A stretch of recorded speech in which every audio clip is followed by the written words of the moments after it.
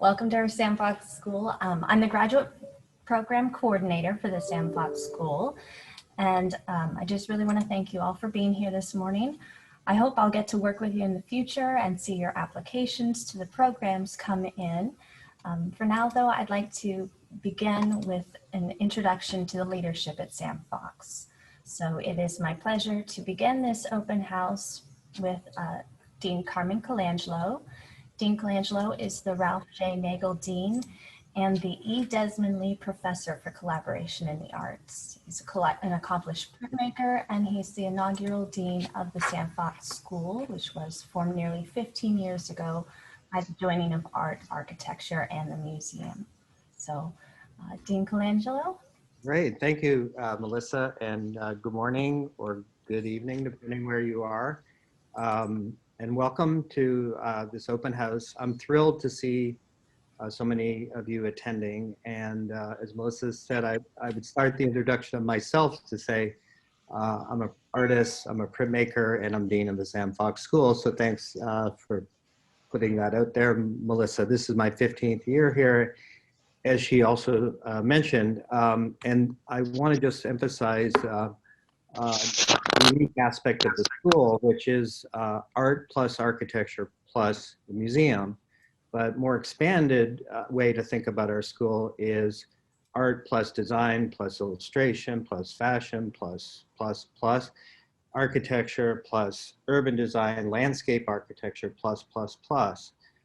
In some ways, I'm saying this because I want you to know you're coming into what is a unique unified structure of art, architecture, design, and you're coming into you're looking at two amazing programs. I'm talking optimistically that you're coming, and we're hopeful that that's true.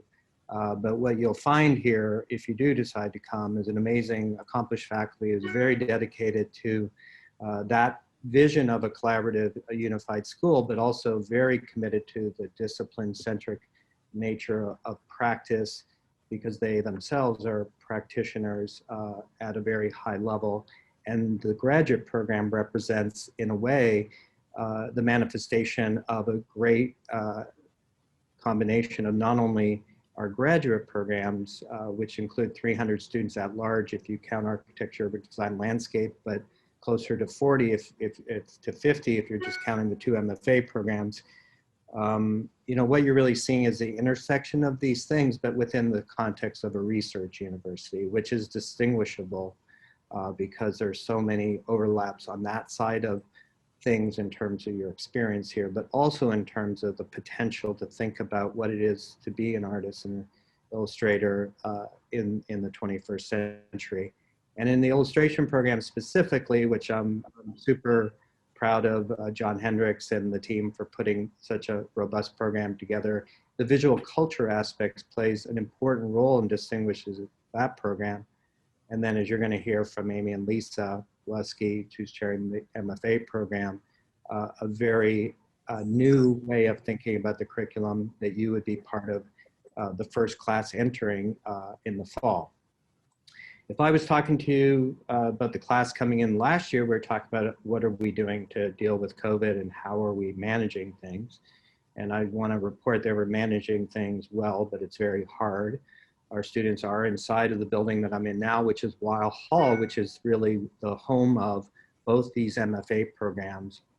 It's the main home of the programs where your studios will be, but it's also connected to 5 other buildings next to the museum that robust studios that you're going to hear about, and I'm going to let others expound on that as they speak, but very much designed to be at the front door campus and connected to other disciplines, engineering being to the north of us, for example, but also is working in some space that both physically, fabrication and tools that happen on that side of things, but also in spaces that are more to do with computer interaction and other new ways of thinking about, you know, the experience of design, with the design being and art and design always being at the top of that. So I know you're going to hear a lot today, and you know, you'll remember some parts more than others. But I think the other thing that's hard to maybe express is that, as I said, we shifted to this moment, and we're doing very well in a safe way because we have these beautiful facilities and we put protocols in place during the COVID, you know, and hopefully temporarily, because the fall class, you know, with hope on the horizon, with vaccine and science taking the front seat going forward, I hope. People here have been very respectful, and we've had very low transmission, luckily, and we've been able to stay the course and give our students access to spaces. When we look at you coming in the fall, we hope it's, you know, by then we're in the clear physically to be in these spaces, but we've learned a lot in this process about ourselves, and not everything, as you know, should go back to the way it was. There are a lot of things like social justice, issues, environmental justice that need to be addressed. So I could say more, and it's probably my time is up. So I'm going to turn this over to the director and professor in the College of Art, Amy Hoft, who is the director of the college and the graduate school of art. She is an accomplished sculptor, amazing artist, amazing educator, and she's shown herself here at Washington University in the year that she's been here to be just you know, a steadfast supporter of the faculty and the students, and you could not have a better leadership group than the leadership group that's in place right now. So Amy, if you've recovered from last night and make a Rottenberg talk, and you did a great job, so thank you, and good morning. Good morning, and good morning to all of you. Thanks very much, Dean Colangelo. Well, let me be the next in line to help make you feel welcome at our fall open house for prospective grads. As you know, or as you've been told, my name is Amy Hoft, and I'm a sculptor and the director of the College of Art.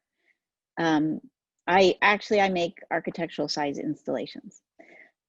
I wanted to take a moment to acknowledge what a complicated time this is, studying and making art in the time of pandemic. As you've just heard from our dean, we're doing everything we can to help you. We've done everything we can to make it a safe environment for our current students, and we want to help you imagine what it would be like for you to study here. We've created a virtual tour so you can get some sense of the shops and libraries and what your desks and studios would look like if you were to be studying here. I know all this makes you wonder whether this is the right time to come to school.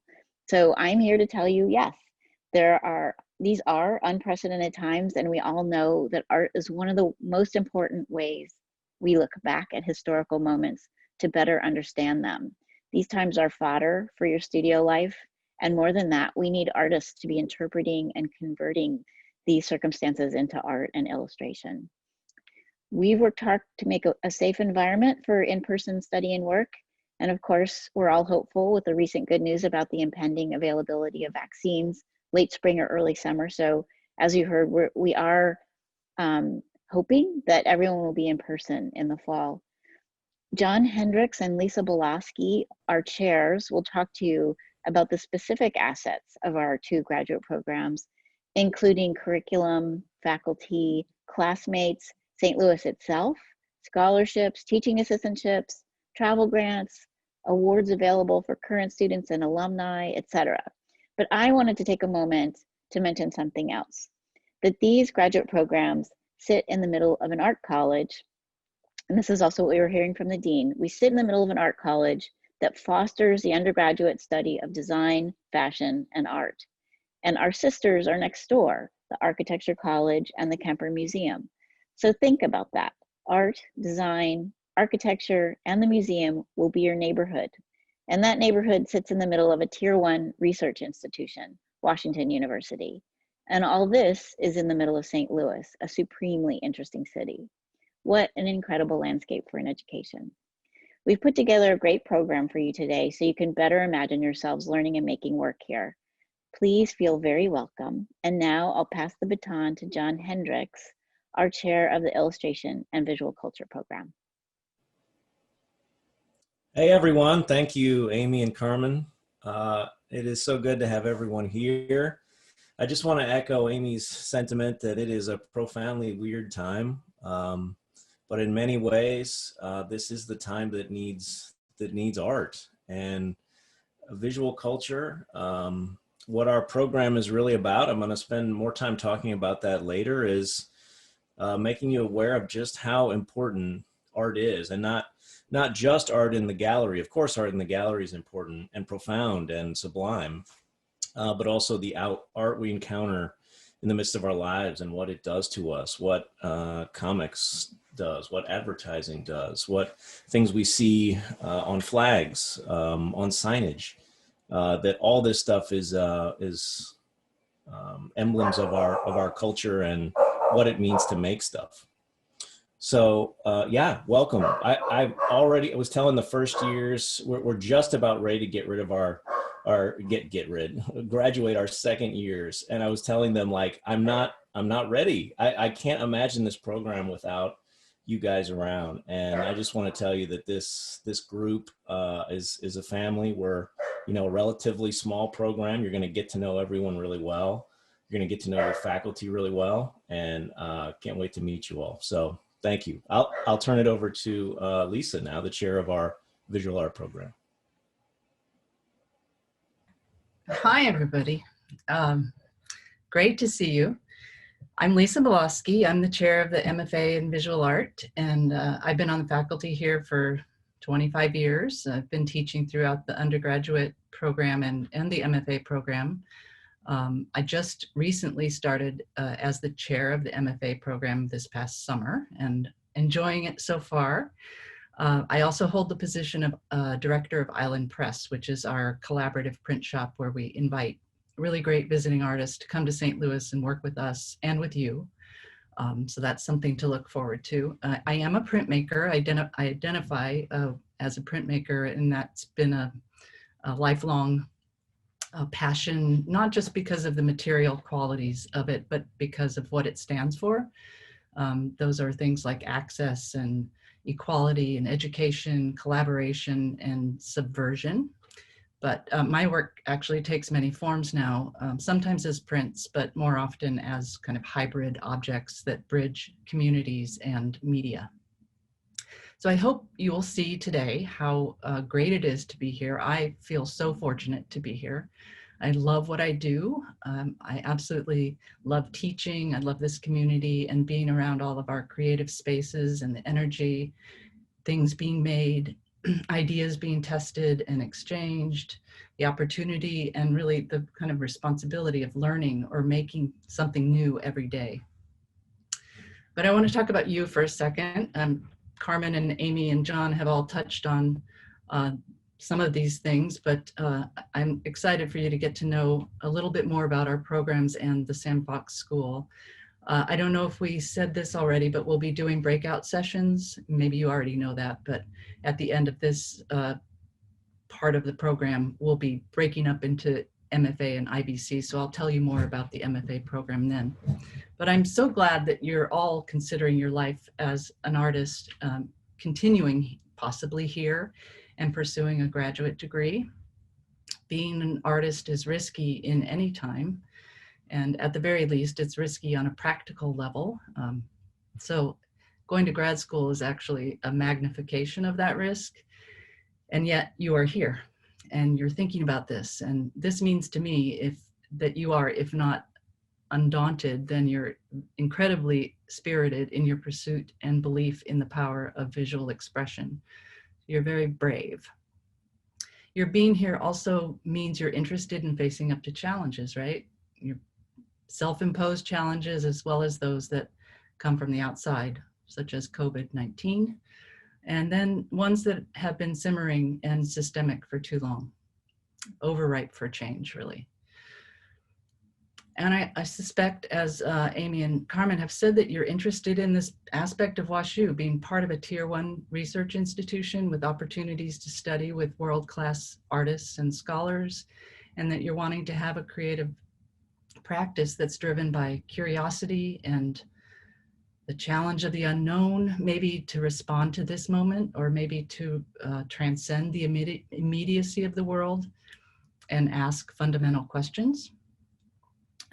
In hindsight, I suppose we'll know some of those answers, but in hindsight, we'll also know something about the impact of this very unusual time. What I know now, and I think Amy has said very nicely, is that it's a powerful time to be in school. We're in the throes of this big moment, what I like to call a swerve. It's an undeniable shift, like other moments in history, like 9/11 or something like the assassination of Martin Luther King. And in these moments, we swerve. We're like atoms. After all, it's the random swerving and colliding of atoms that forms matter in the first place. So new things are born sometimes out of radical collisions, and that makes it a great time to be here. I also suspect that you want to be part of a cohort of peers. And this may be the most impactful and long-term benefit, actually, of going to grad school, to form alliances that may last a lifetime. So this is a great place to do just that. If you come to school here, I hope you'll invest in this community as we'll invest in you. Your success is the reason we're here right now. We want you to succeed in the biggest ways, whatever those ways are for you. And we're here to help you and challenge you, push and encourage you to embrace this big moment and all that it offers, so you can contribute something new and challenge the unknown and help to define the future. So again, welcome. If you're attending the MFA in Visual Art breakout session, I look forward to sharing more detailed information with you and answering your questions. And then I'm going to turn it over to Taylor Yoakum, who's our recruitment specialist, and she's going to give us a tour via our computers of the Sam Fox School. Oh my gosh, Lisa, that was amazing. How do I follow that? Thank you. My name is Taylor. I'm the graduate recruitment specialist. I'm also an MFA alum and a practicing artist working in video and film. And I'm going to take you on a virtual tour. So I don't know how many people have been to St. Louis before, but our campus, I'll try to do this slowly to prevent any dizziness. Our campus sits on the corner of two streets and right across the street from Forest Park, which is an amazing park with free art museum, free zoo, free history museum, biking trails. So the campus, although it's a kind of contained community bounded by streets, has really great access to other resources of the city. So as Carmen mentioned, we are Sam Fox School. We are art, architecture, and the museum, and this is attached to WashU, which is a Tier 1 research institution. So the Sam Fox buildings are on the east end of campus, which just saw an amazing transformation with new buildings and a really great park. But above the hill is, that's Brookings Quad, and behind Brookings Quad is more of the arts and sciences and other academic disciplines at WashU. So here's to say at Sam Fox, it is not just a building, it is a community of makers, of thinkers, bringing art and architecture and the museum together. So this is Weil Hall. I don't know if any of you have been here, but this brand new building that is actually the physical embodiment of what Sam Fox is trying to do, bring art and architecture graduate students under the same roof, opened in July 2019. So we got full semester out of it before COVID hit, but we're still really excited about it. So you walk up from the parking ramp, you pass our beautiful sculpture, Lawrence Steinberg Weil Sculpture Garden with a Calder, Rodin, Dan Graham, and you walk into these doors. And then you're in the Weil Hall Commons. So this is again like the front door of the school. There's Carmen and Melissa in my office in here. Haven't seen it for a while. And so this is a project wall, and it's meant to highlight work by alums. So every year there will be a different alum having a piece or a project on the wall. This was Ann Schaefer got her BFA in 2001. And so this is a space for students to study, to eat, to read, and it has been refigured for social distancing needs during COVID. Back behind this wall is our MFA in Illustration and Visual Culture Studios. But first, the tour takes you through the Caleres Fabrication Studio. This studio is a really beautiful space. We have 3D printers, laser cutters, and CNC routers.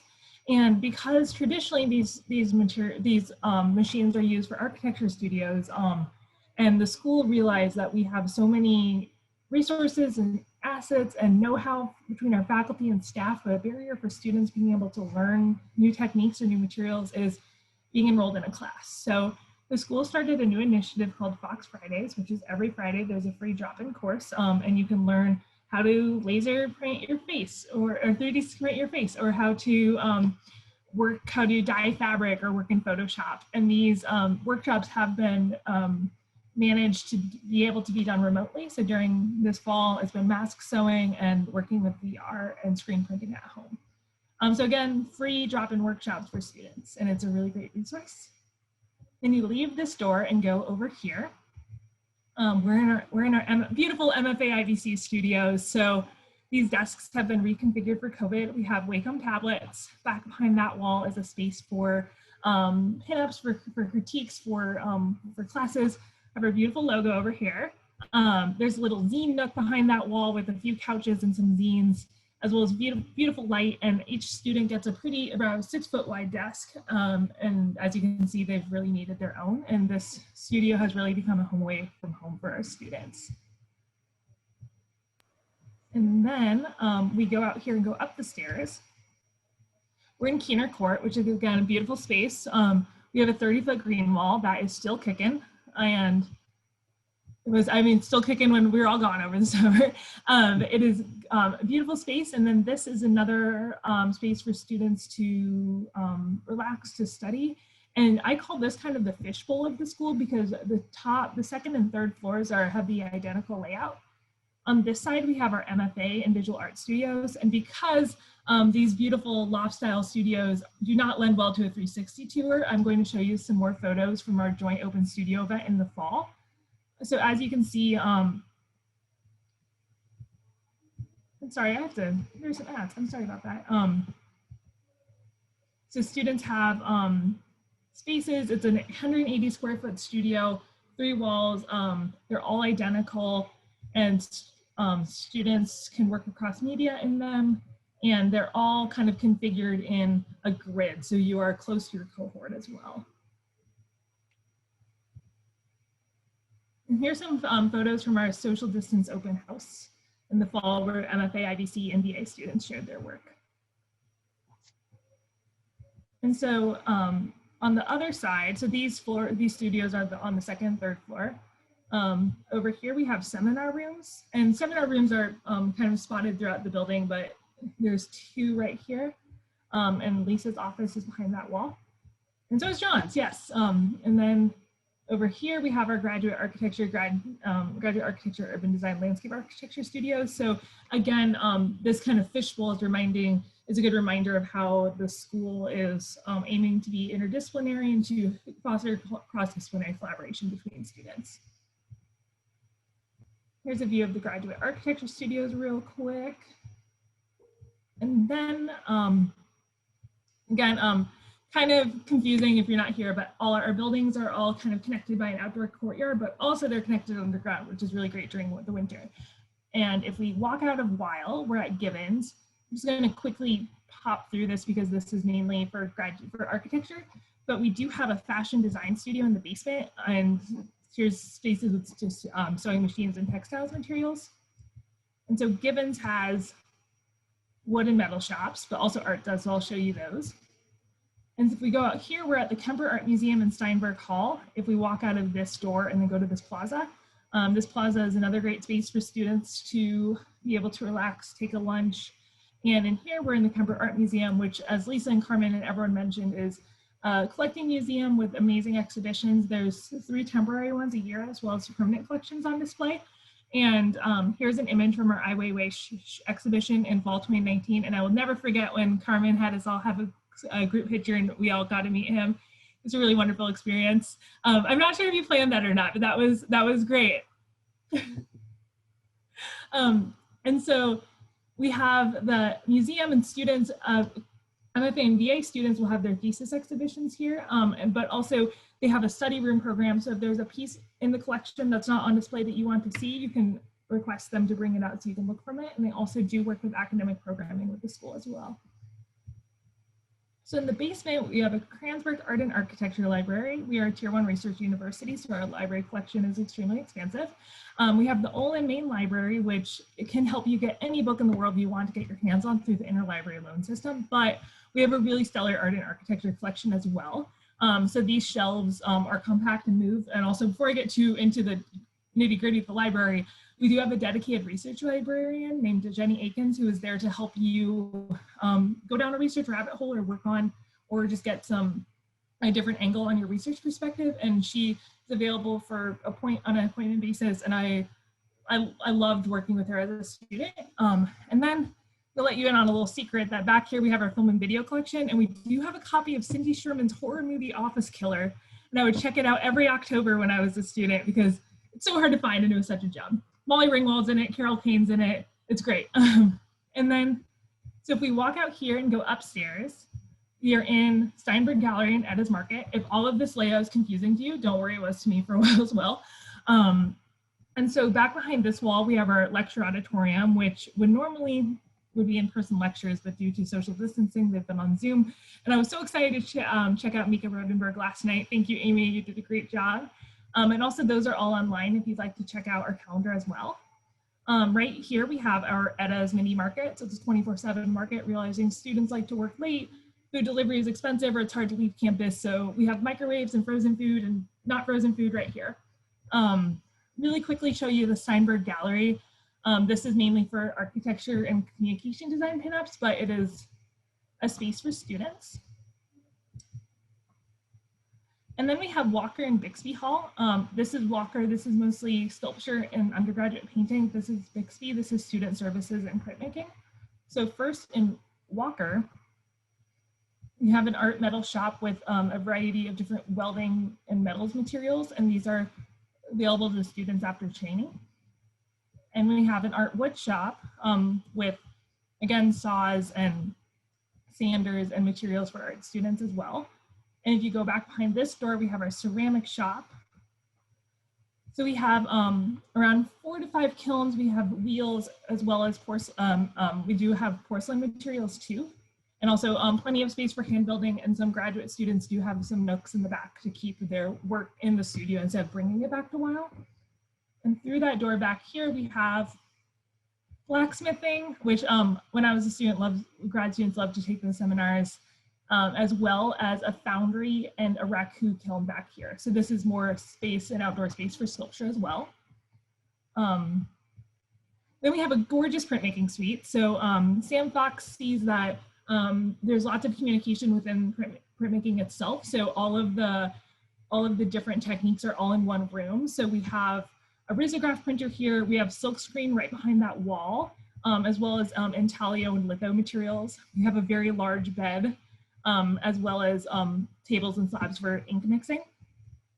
And then behind this wall, because the school recognizes the unique relationship between book arts and printmaking, and also we do have Island Press. I'll let Lisa talk more about that, but it's a really great initiative bringing in artists, a different artist every semester to give a public lecture about their work, and then work in the studio with the students, which is a really great way to meet cool people. And then they create an edition of prints that is sold through Island Press. And behind this kind of shelf wall, we have our book studio.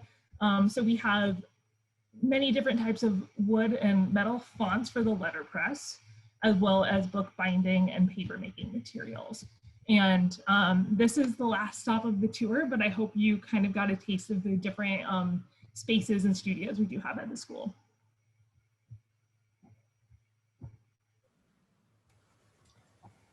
That was excellent. Thank you so much, Taylor. Thank you. I love your version of the tour. You have so many little stories to add to it. Do our chairs have anything to add before we go into our breakout sessions? Yeah, you know, I might just say that it's great to see. I so wish you guys were here to see this space in person. It really is just a glorious place to make work. I always tell students the thing that is going to matter in your graduate school experience, wherever you end up. You should look for faculty, and you should look for the work that your fellow students are making. And we really have that here. You know, the space that you're in, you could be in a barn and have a great graduate school experience if you have good faculty and good peers to learn from. But the good news is at WashU, you are not going to be in a barn. This building is so gorgeous. So I hope very soon you'll get a chance to see it in person. So yeah, welcome. Thank you, John. Lisa, do you have anything to add? Well, I would just ditto John, and thank Taylor for that great tour. And then maybe we could ask for questions right now before we go into our breakout sessions, if there are any general questions about the school or the College of Art or the university before we break out into the IBC and VA programs. Mhm. Feel free Yeah. to jump in. Sorry, Lisa, I was just going to mention these are being recorded. So if you have a sense that like you're sort of interested in both programs or you're not sure where you might fall, you can come back and watch the other section too. We understand that there could be a lot of fluidity between what things you're interested in the world of art making. I think that would be a good thing to piggyback off of, John. I'm entering in now my email address and Taylor's email address in the chat to us with any questions you ever have. That's what we're here for. That's our job, is to be there for you. So questions about submissions, questions about the program you think of afterwards when you're watching the video, and we will send the links to you for this recording when it's done. Hello, everyone. Welcome. This is a much better Zoom environment than our previous one. We have escaped the black hole. So if you were here on last week, we apologize for that, but this is much better. Glad to have you back. My name's John Hendricks. I'm the chair of the IVC program. And then this is Taylor and Melissa. They're joining us today. So they'll be monitoring the chat if you want to put some questions in there, and we'll have some time at the end too. All right, well, I'm going to jump in and tell you a little bit about our program, but I'm also going to talk a little bit about why our program exists and why I'm passionate about it. As you probably know, we are in our second year of this program. So our first class of graduating students is just about ready to leave the nest and go out into the world. I'm going to share my screen here and show some images.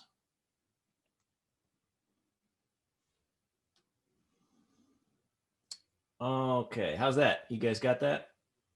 All right. So this is the question we get when people ask about our program. You have this thing I understand, or which they think they understand, illustration, and then this other thing, visual culture. So what is visual culture exactly? Well, I think what is actually more interesting is to actually interrogate the word that you think you know, which is illustration.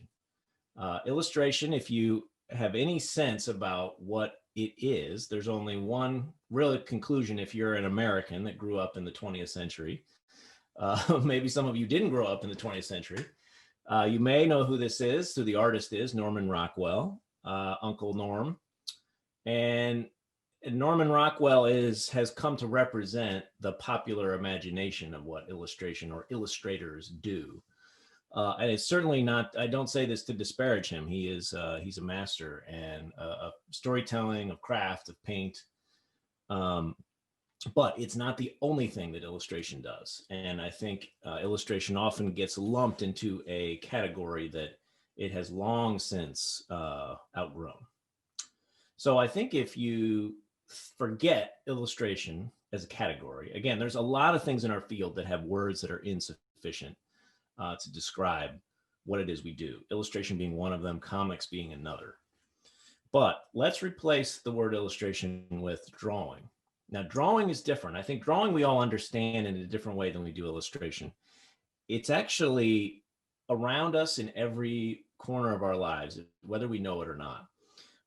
And that is the fabric of visual culture. Visual culture is the stuff that is left out of an art museum, left out of an art history textbook, the stuff that is in the corners and intersections of our daily experience of our world.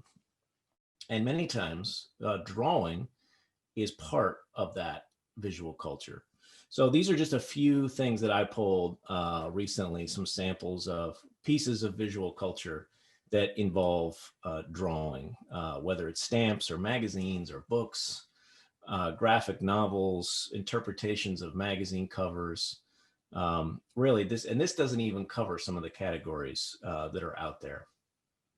So the fascinating thing with this stuff is not pop culture, right? This stuff is actual culture. This is not just visual culture, it is culture, meaning it's a representation of what our world cares about right now, right? It is not just decorative. It's not just the stuff on the fringe, right? In 300 years, when they describe our time, they're going to describe the paintings of Gerhard Richter, and they're also going to describe Star Wars, right? Those things are both equally important as expressions of both visual myth and ideas in art making. So all that to say that visual culture does matter. It is not optional, in my opinion. So in our program, we take these two sort of concepts that if you create visual culture and you study visual culture, you'll be able to shape our culture. So we prepare you to do that by both being a studio artist, a maker, a writer, an author, and also someone who really has a profound study of visual culture. Unfortunately, inside of the MFA space in illustration, many times the emphasis is on sort of the what and the how in illustration. What does it look like? How are you making it? Who's it for, right? And rarely do we step back and examine in a critical way, why? Why are you making this? Why was it commissioned? What is it really doing, and what purpose does it serve beyond the artist itself? So that's really the calling of our program at Illustration and Visual Culture. I described this triangle earlier of being both an author and a writer, and I would distinguish that by you can author wordless picture books, right? If David Weisner, Caldecott winning author, all of his picture books are wordless, right? He is an author. He is can also be a writer, though. We're going to train you to be a curator and a scholar, and also, of course, a practicing artist and illustrator. So the core of any program really is its faculty. And so I wanted to share a little bit of their work for you. These are some of our core faculty inside of illustration and visual culture. We, of course, use many of our faculty. You'll have a chance to be exposed to faculty across the university and inside the Sam Fox School. So these are not the only people you will get to work with, but you will certainly have a lot of time with them. So D.B. Dowd, professor, works in visual reportage. This is his magazine, Spartan Holiday. Does a lot of drawing and painting on site, sort of a visual collage, creating a sort of seamless narrative of being in a time and a place. My work is in kids literature. I make graphic novels and picture books for children. I work in editorial contexts. This is inside of Faithful Spy, my book about Dietrich Bonhoeffer. Lots of picture books, anything from the story of John Brown to a toad that likes to mow lawns. So that's a pretty big spread. This is an editorial piece that I did for a medical magazine about autopsies. And many book jackets and kid literature illustrations too. So Shreyas Ravikrishnan is a wonderful illustrator, documentary illustrator, political illustrator. She makes zines and comics, often tackling social issues related to gender, sexuality, justice. Really beautiful, lush drawing style, on location reportage, kind of drawings that kind of come to life with gestural energy. And then Dan is a comics expert. He's our local comics legend. Here's his comic, Bird's Eye Bristow. He loves cutaways, informational graphics. We're doing a project with the first years right now about drawing as information. He has a love for research. All of us in the program have a love for research and how that connects with drawing. The drawing is not just an activity for the hand, but drawing is an interpretation, right? It's a translation from something that we study to then something that we make and look at. And of course, the Douglas Dowd Modern Graphic History Library. This is one of the corner pieces of our program and of our collection here at WashU, named after Douglas Dowd. This is a wonderful resource for you guys. One of the largest collections in America of visual ephemera, of original illustrations, calendars, pulps, animations, comics. This is just a real treasure trove of the history of illustration. This is one of our visitors, Kyle T. Webster, Mr. Brush himself, looking at some original Robert Weaver drawings and basically freaking out. This was last year when he came. And that's Sky. Sky is not going to be joining us today, but we have a video tour that we're going to play for you guys, so you get to see a little bit inside the MGHL. Few images from our collection, along with some of our alums. Al Parker, Jack Unruh, Robert Andrew Parker, Robert Weaver, as we mentioned, Seymour Quast posters, just to name a few. We really stress visiting artists and having you as students get interaction with professionals in the world that you both admire, and you can ask questions of them and really learn not just sort of the high theory of art making, but the real professional practices stuff. You know, how did you get your start? How do you promote yourself? Here's a few of the artists we've had this year. Eleanor Davis over the last 2 years. Chris Buzelli, Jillian Tamaki is coming in a few weeks. Mr. Brush, Kyle T. Webster, Vesper Stamper, Elizabeth Heidel, and Kevin Huizinga have all visited us in the last 2 years. There's Chris Buzelli doing a crit with us last year. One of Taylor Dow's ginormous posters about The Bachelor. Chris did a demo for us. It was really awesome to see. If you know his work, it's really amazing to see it take place in front of us over a couple hours. There's Kevin Huizinga visiting the studio. We're all marveling at his work. He had these beautiful drawings he had just thrown in this little folder and was just letting us look at. We were all freaking out about how cool they were, and just in this little sad folder. There's Kyle doing a brush demonstration for us. So as you see, there's a lot of hands-on time with visitors when they join us. And this year has been a strange one, obviously, but we are teaching in the space. We do have access to our studios. This is our first year drawing and voice class, doing some work together in studio, drawing 6 feet apart, but still drawing large, getting your elbows involved, which is a problem with illustrators. We tend to be too wrist focused. So you'll find that our coursework is going to challenge you in a lot of ways. Another shot from inside the IVC studio, our little zine library. I love our studio. I know you guys probably have seen photos from our website, but go and check out some of the images from the studio. I tell people all the time that the thing that makes a graduate school experience good is your faculty and your fellow students. Those things are non-negotiable. But if you have a great building, it's kind of a bonus, and we have a beautiful space. Okay, I'm going to jump into the curriculum here really briefly, and keep those questions written down if you have them.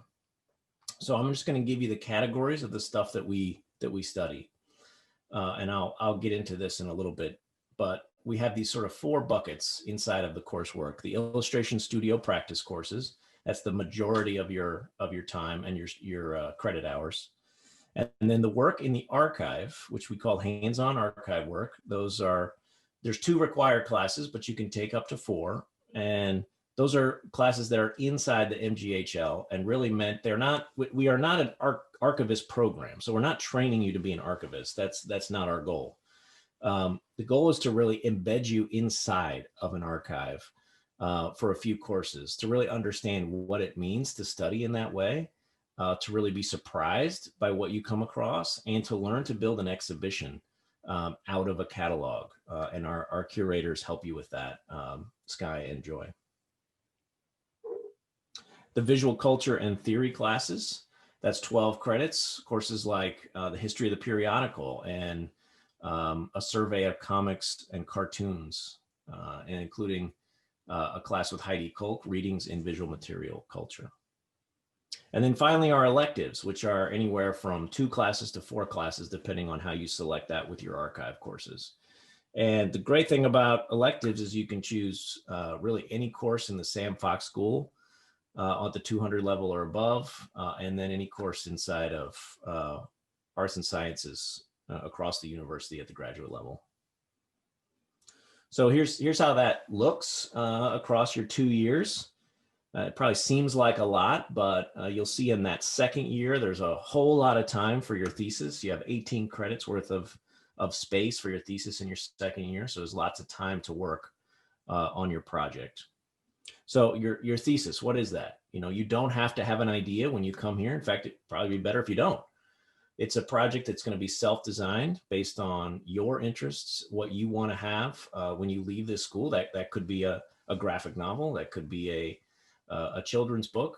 It could be a long form exhibition that you build out of the MGHL. There could be a lot of ways that your thesis looks after the course of your 2 years here. Here's just a few of our elective options that might give you a sense of what's available. Anything from stuff in our book studio, the Kransberg Book Studio, which would be any sort of type design, type and letter form, Illustrator sketchbook. We also have animation courses, game design, interaction design. So really it's a vast collection of things that you can shape and flavor your degree with. So we have the courses that were required, and then inside of those 4 electives, you can kind of shift and tilt your degree towards things that you're most interested in.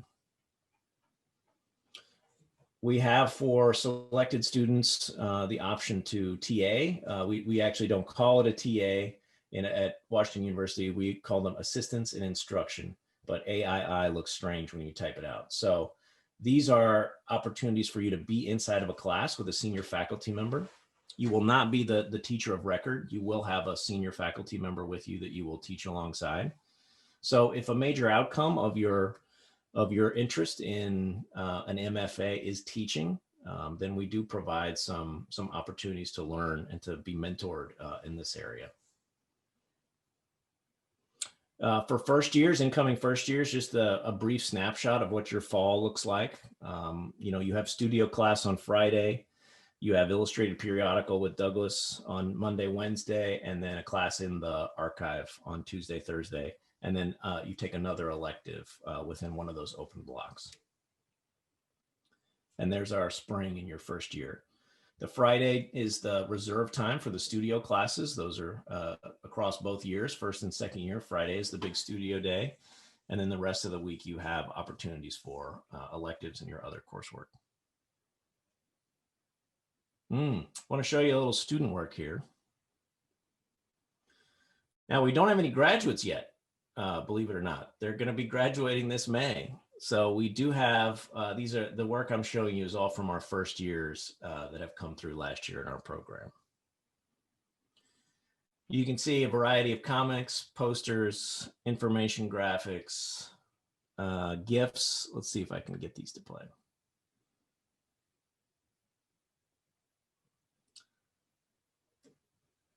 Oh, wait, let me go back. There it goes. This is by Taylor Dow. We did in the first year, you do a GIF triptych project where you make 3 images that all move. And you can see in this one, Taylor creates a really great narrative between all 3.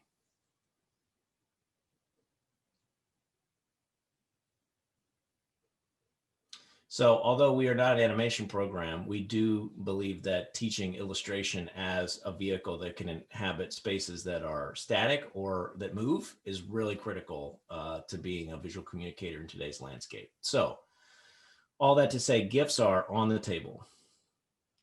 This is one of our first years. This is Henry. He made this in After Effects.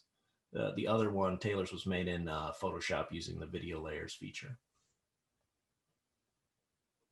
This one you can watch for a good 2 to 3 minutes and not see everything.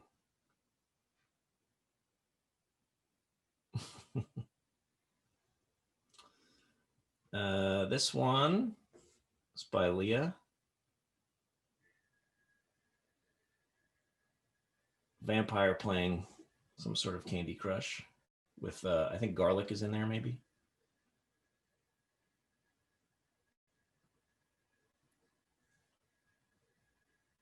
Kind of a toy parade.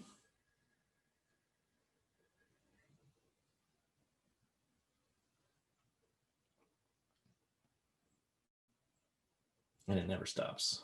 That's the other fun thing with gifts. Even when you close them, they're still playing somewhere in the universe. Okay. I am going to switch out of full screen just so this doesn't bomb. Okay. I did want to talk about scholarships for a couple minutes. I know that's a reasonable concern. All right. A graduate school is expensive and it's a big investment. And so I know you want to make a smart choice. The good news is at WashU, we do have scholarship opportunities for you. We have the Ambassador Scholarships, which is a full tuition and a travel stipend, and a Director's Scholarship, which is also full tuition. We try to get to 12 as the number of students that we're going to admit per class. So 24 is the cohort of first and second years together. So you can see out of that number, that's a high percentage that we're supporting. Beyond that, there's university-wide scholarships, the Olin Fellowship and the Chancellor's Fellowship. Now on that previous screen in yellow, those are ones you do not need to apply for separately. As part of the applicant pool, you're automatically qualified for those. These two scholarships you would have to apply separately for, and I can help you get to the right place if you're curious. All right. We have lots of things besides this to talk about, but I want to make sure that I get to any questions. Oh, wait, this has an animation. Hold on. Audrey spent too much time on this. Oh, wait. Taylor, do we have anything in the, oh, it's not playing. Do we have anything in the chat?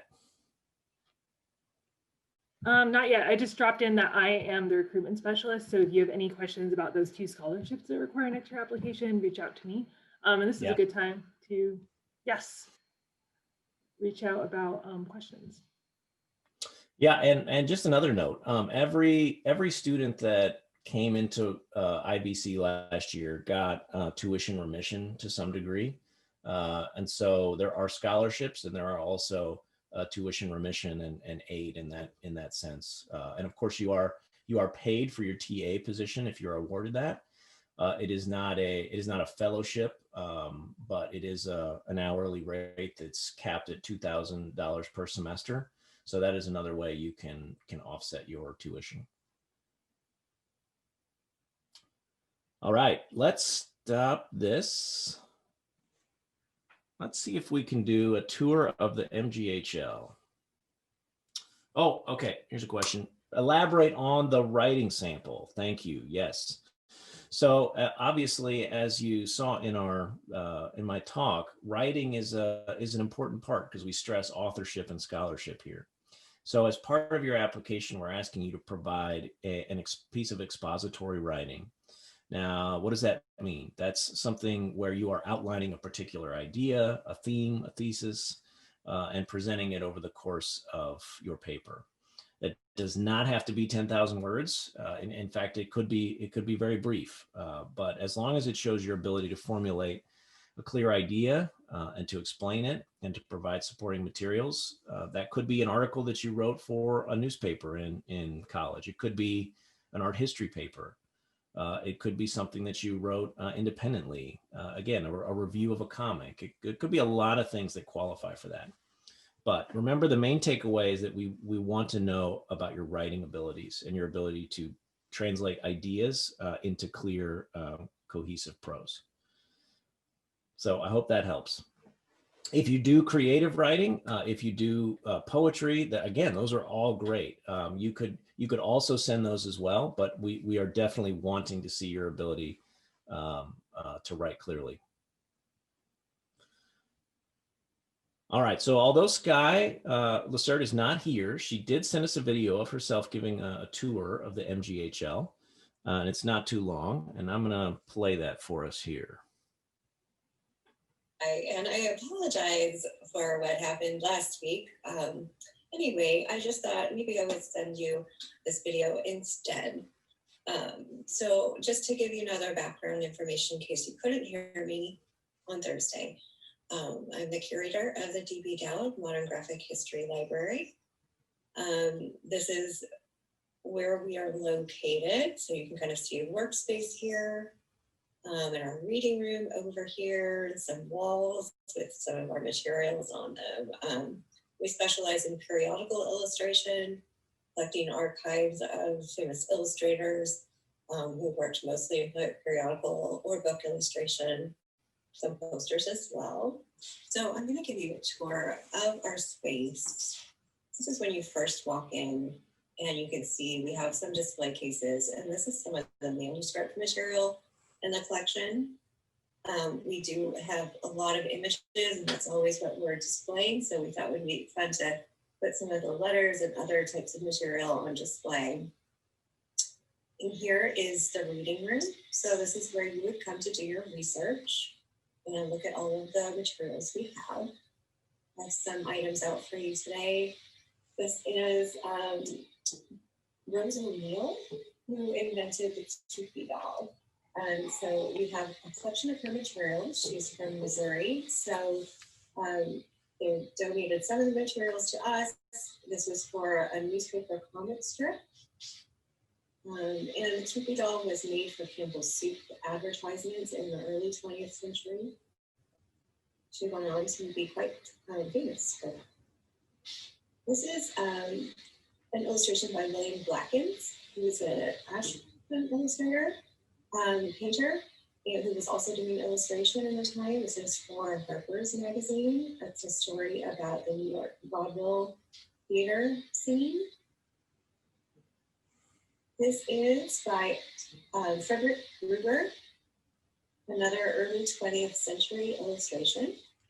This is probably for a fictional story in a magazine. Up here is John Hill Jr.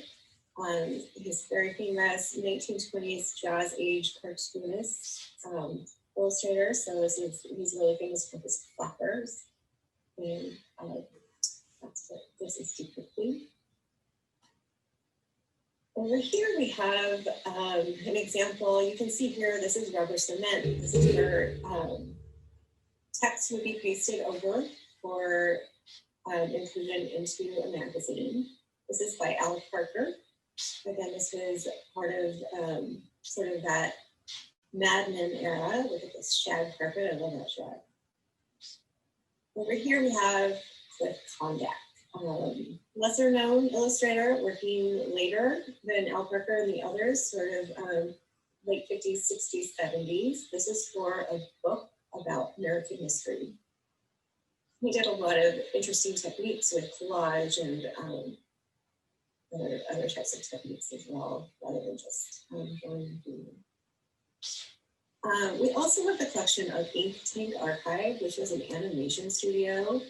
It's founded by R.O. Bleckman. He's an illustrator and animator. This is a cell from one of his animated features. So that's why there is a reflection in this one. Pretty large piece. Right next to it, we have a schematic mock-up for that cell that we just looked at.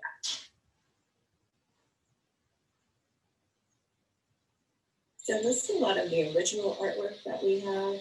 We also collect the periodicals and publications themselves. So we have a large collection of magazines like the Saturday Evening Post, and Women's Home Companion that you see here.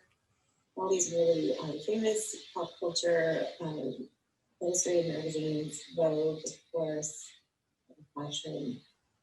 Another thing in our collection is we collect tear sheets, which are sheets torn from magazine pages.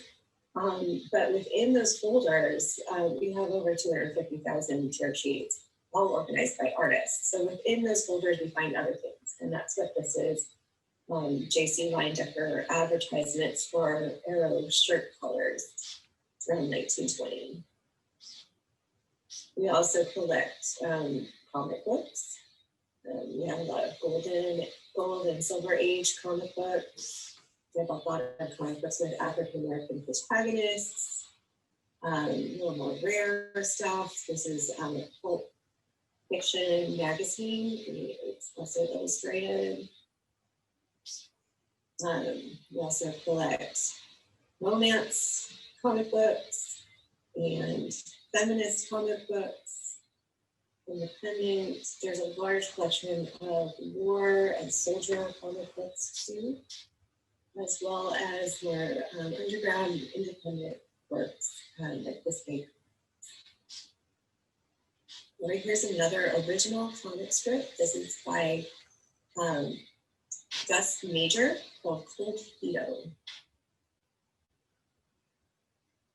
The early 20th century as well, 1930. This is an illustration by Jessie Koleski, one of the few women artists working in magazines in the early 20th century. This for Life magazine. When we get into Robert Weaver, he was sort of working after Al Parker was, so a little more experimental, a little more abstract with his illustrations. This was probably done for Cosmopolitan magazine. And then over here, it's also Robert Weaver. He's very known for on-the-spot drawing. This is a Sports Illustrated job he did where he went to spring training for the Yankees and he drew what he saw during his time there. Then he went back and created the illustrations that you see in the magazine. We have the sketchbooks. So here again is our collections in the reading room. We have a good reference collection. More magazines. These are all things you can browse when you visit in person.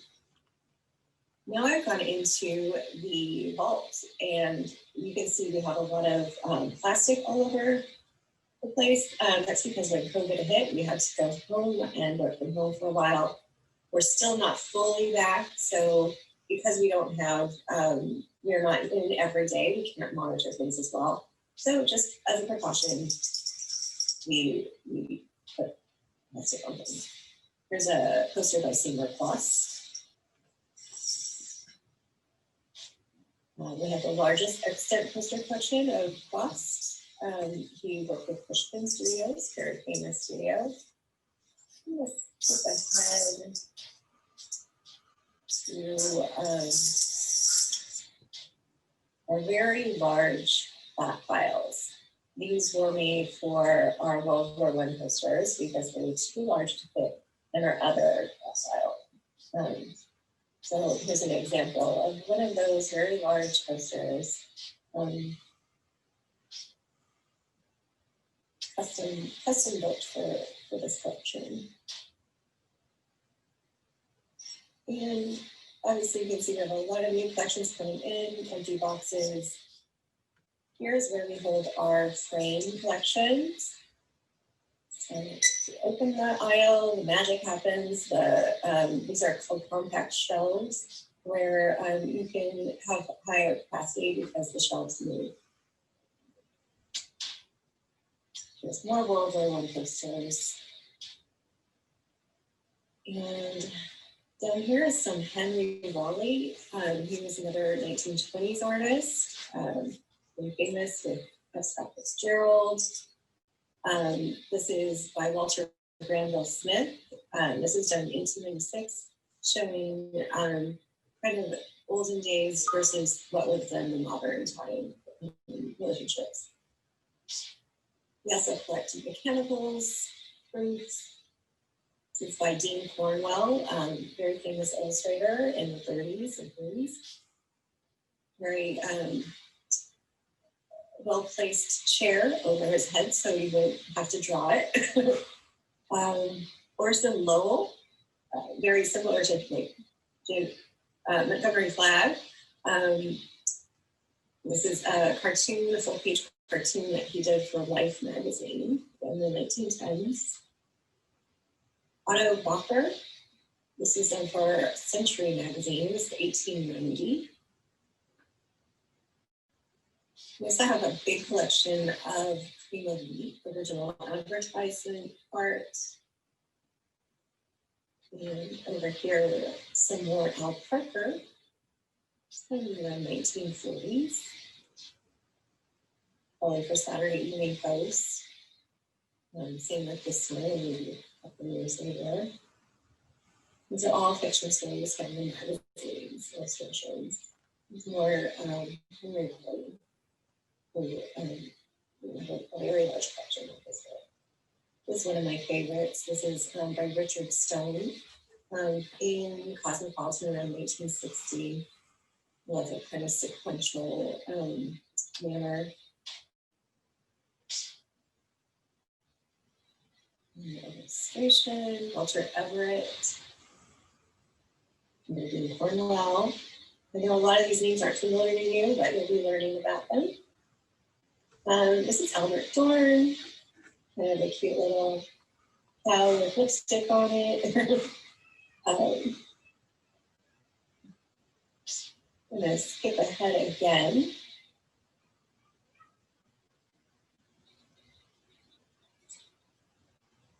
And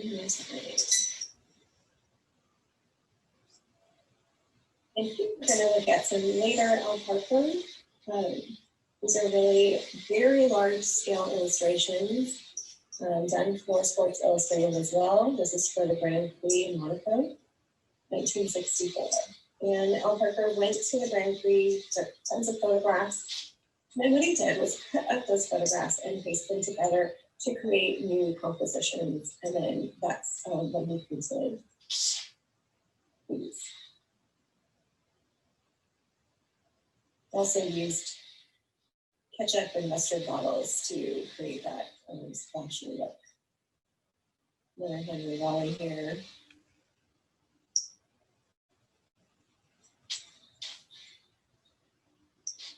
Skip ahead a little again.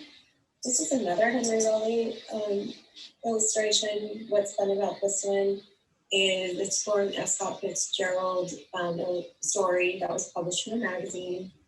And Fitzgerald wrote him a letter saying that he loves the work, and he actually changed the ending of the story based on his illustration. Another Orson Welles.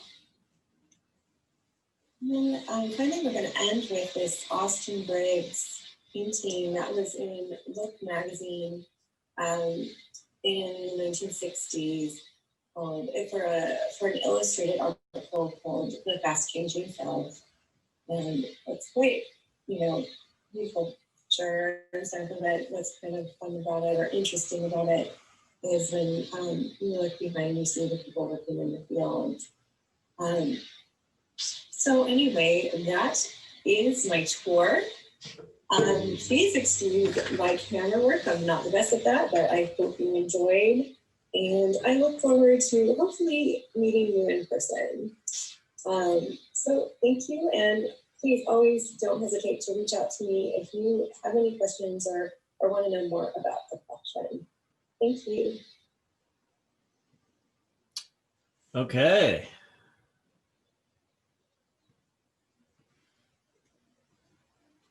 Let's see if we've got any questions in there. All right, well, I really wish you were here in person and you could visit the archive and be down there. It's really a magical place.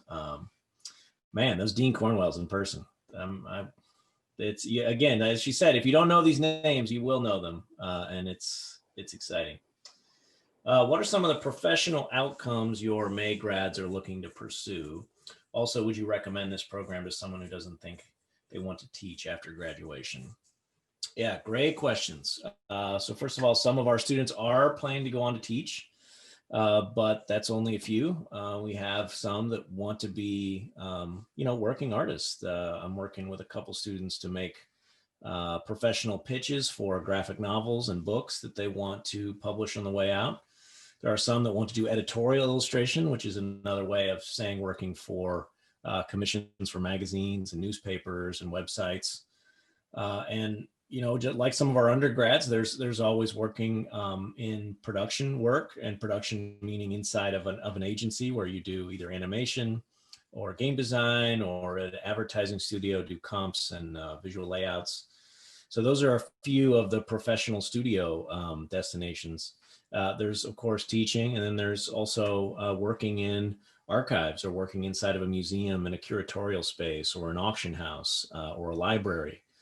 Those are other professional destinations. So yes, I would recommend the program. It's not a teaching program. At this point, we do not have a particular course dedicated to pedagogy. It is focused on both studio work and visual culture training, and then your electives. Now, that said, you are going to get teaching training inside of the TA opportunities. So it's not as though that is an outcome we are not interested in. But I would absolutely recommend this program to you if you're not, if you think, well, I don't know if I want to be a teacher. That's great. I do think in general, the illustration world has been poorly served by students that are not trained in visual culture and visual history. So that's part of our belief and our philosophy of this program, is that the field will improve when more illustrators have this kind of training. Oh yes, and Taylor put into the chat, helpfully, the Teaching Center at WashU has workshops on teaching if that's something you're interested in. Okay, well, Taylor, did I miss anything important? That was the only question so far. Okay. Well, again, we're glad you joined us remotely. We hope we can see you in person. Feel free to reach out if you need anything. We do hope you apply, and thanks for coming. All right, bye-bye.